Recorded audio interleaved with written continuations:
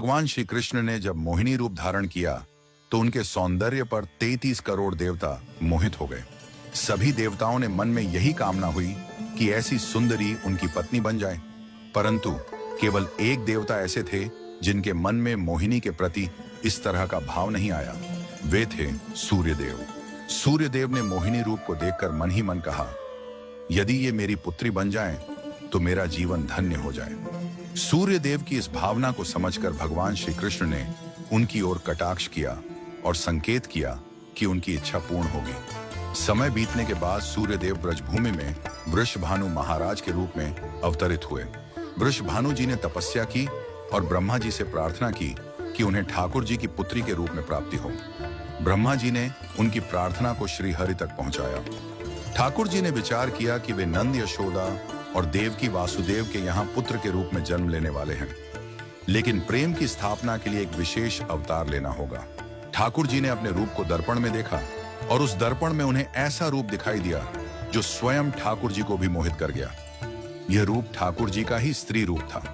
उन्होंने इस रूप को स्थिर किया और लक्ष्मी जी के वस्त्रों, आभूषणों और श्रृंगार सामग्री का उपयोग करके इस दिव्य स्वरूप को सजाया।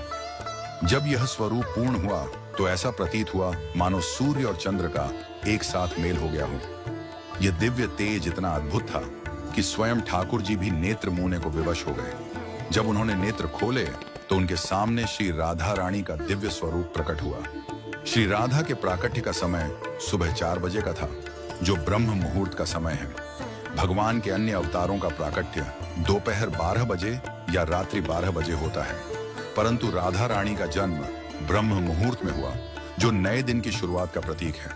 यह इस बात का संकेत था कि प्रेम का प्रकाश संपूर्ण विश्व में फैलने वाला है। राधा रानी के अवतरण पर वृषभानु महाराज और कीर्तिदा माता के घर उत्सव मनाया गया। सभी गोप गोपियां ब्रजवासी आनंद में झूम उठे, लेकिन एक अद्भुत घटना ने सबको चकित कर दिया। राधा रानी अपनी आंखें नहीं खोल रही थीं।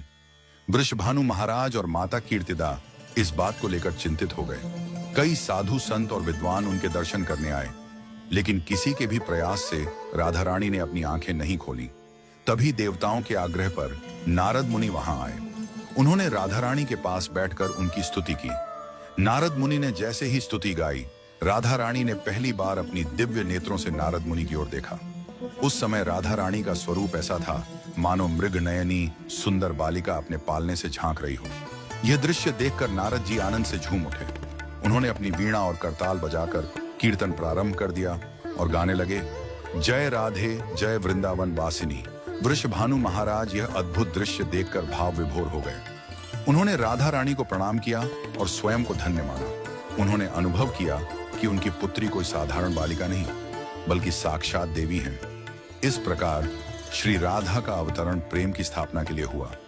ठाकुर जी ने ज्ञान, धर्म और वैराग्य की स्थापना के लिए कई अवतार लिए, लेकिन प्रेम की स्थापना के लिए श्री राधा का अवतरण हुआ।